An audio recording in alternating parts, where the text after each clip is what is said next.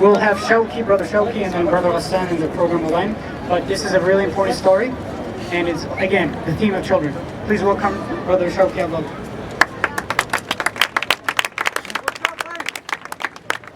For those of you who are wondering, I still have a voice. Habibi, we all love you, and the children of Syria love you for coming out here today on a Saturday. Everyone, before I read this story, I want everyone here to give yourselves a big round of applause, because you guys, I can't say this enough, you guys are the reason why these children have hope.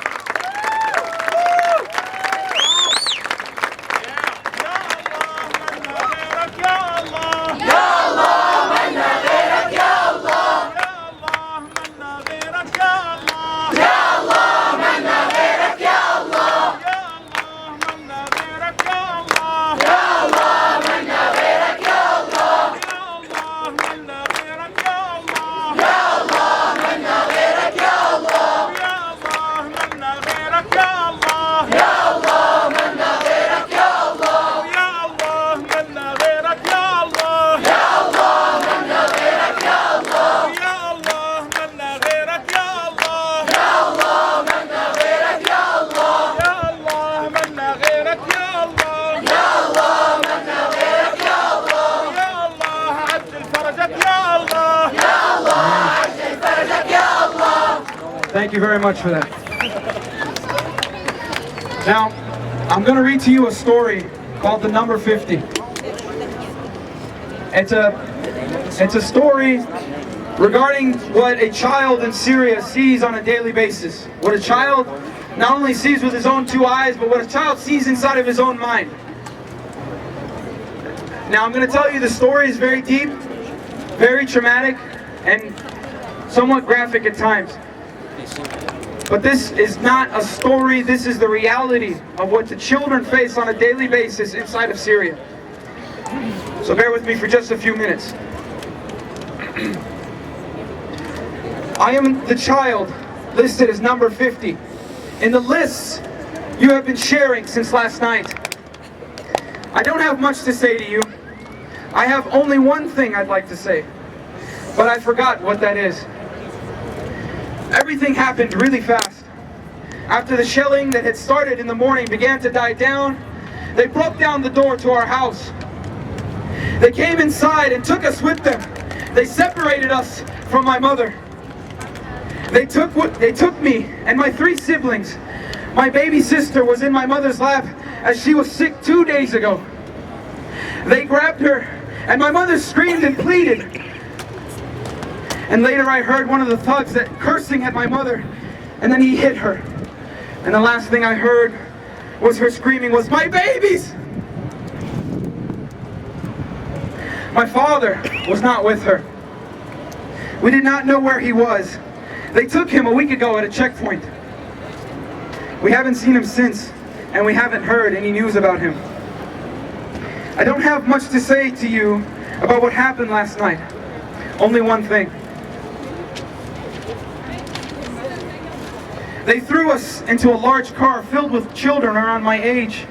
They were all crying. Some of them were infants. Their screaming was really loud, and the driver was cursing at them. The car stopped near a house at the edge of the village, near the field that I used to play with my friends. And the thug opened the door and ordered us to get out as he was cursing and beating us. Every time someone stepped out, he beat them. He was saying many curse words. I knew some of them. My mother used to warn me never to say these terrible words. And other words, I had never heard them before, but I knew they were bad words. I don't have much to say to you. The thug beat me on my back as I stepped out of the car. I was carrying my baby sister. I fell on the ground and my sister fell from my hands, and the thug laughed at me and called me, "You stupid Sunni." We entered the house. I saw that there were many children. Most of them had their hands tied, and some of them were crying, but many of them were silent. Only the infants were crying. There were thugs all all around them. One of them said that he didn't have any more rope. Another replied, "We'll just kill a few of them. Then we'll use their intestines as rope." And they all laughed, and my sister began to cry. They left us for a while, and my sister asked me what they would do to us. I knew what they would do, but I told her that I didn't. I think she also knew, because she started to cry, and she said she wanted our mother. My brother also cried, and he said he wanted our father, and I knew we would meet them soon. I don't have much to say to you. Everything happened real fast. The room was crowded, and many of the children were crying and asking for their mothers. The new thug walked into the room. He smelled even worse than the others, and he cursed a lot. He cursed us, he cursed God, he cursed Islam, and I knew him. I knew who he was. His son went to school with me. We used to play together in the field next door.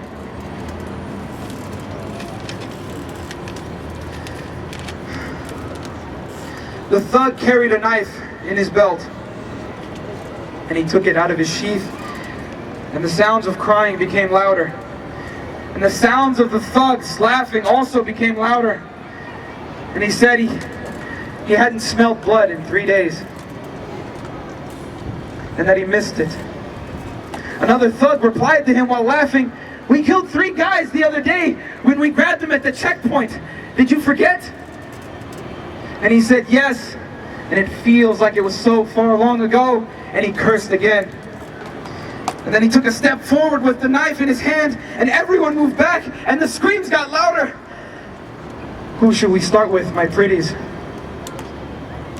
He said as he laughed, "Who will be the first dead corpse?" I expected everyone to scream. I expected everyone to cry and the crying to increase. However, the exact opposite happened. Everything was silent. It was as everyone wanted it to be all just over. The thug with the horrible smell walked up to a little girl with blonde hair, and she was shaking. He grabbed her from her hair and he said, "I wanted to rape you, but slaughtering you is so much more fun." She was shaking and begging him, "Please, sir, please don't." And he placed the knife at her throat and he quickly slit it. Before she could even finish her sentence, he was holding her head in his hands, and he started pointing at us all. He was holding her head by her hair as the blood dripped from it, and her body was on the ground and blood was spraying us all. The sounds of crying became louder, and there was a young girl crying and saying the declaration of faith, "There is no God but God," in a loud voice. And he grabbed her and he said, "This is for your declaration of faith." And he stabbed her in the throat and he cut out her larynx and he threw it at us. But the girl reminded us all of the declaration of faith, so we all started saying it. And we remembered what we used to hear, that whoever says the declaration before dying will be in heaven. So we started saying it, and he got irritated and he began slaughtering faster. And the sound of crying began to mix with the sound of what I realized was the bodies shaking as they were being slaughtered. Those sounds also mixed with the sounds of the declarations of faith and the sounds of laughter and cursing coming from the thugs as they watched. I saw my cousin Samir as the thug took a hold of him. I hadn't noticed him before. Samir was quiet, unlike his usual self, and the thug grabbed him and began to slaughter him. As he was being slaughtered, he shook violently and he ran, and his head was slightly hanging to the side of his neck. But he ran towards me as if he wanted me to save him, and the blood sprayed from him like a fountain. And I found the blood covering my face. I moved back until the wall was directly behind me. I think it was a corner. I couldn't see because the blood was covering my eyes, but I did not wipe it off. I preferred not to see a thing.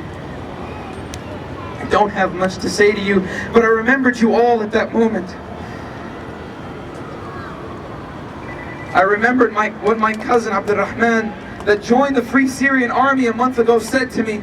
Abdurrahman was a student in the university, and he had a computer in his room, and he used to let me play games on it. And one day he showed me a page on Facebook that he visited, that he said you all visited, and he told me that when one of us is martyred, that you will write about them on the page. I forgot what it was called, and I remember asking him if you were all sick or handicapped or something, and he laughed and he said something like that. And then I remembered you. I don't have much to say to you, maybe only one word. It was on the tip of my tongue, but I forgot it. Later, I couldn't see anything. I was in the corner and I could only hear. I was sure that my sister had been slaughtered. I heard her calling for my mother, and then I remembered my mother. I heard a thug say he needed a new knife because that one had turned dull. And the other thug had said, even better, they'll feel more pain that way. I don't remember much after that.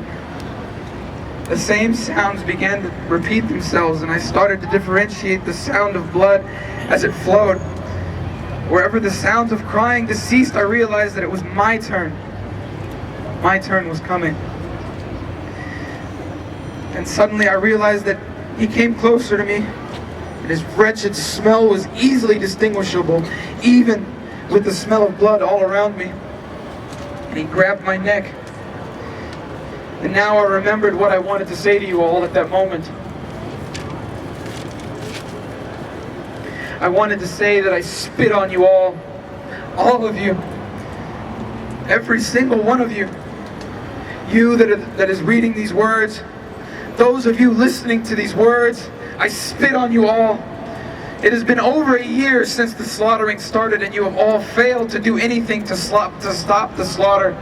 I spit on you and the one who wrote these words as well.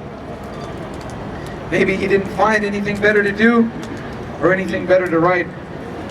I spit on you all, and I don't apologize for anyone. The disgusting thug placed his knife on my neck. I said the Shahada, and I spit on you all again.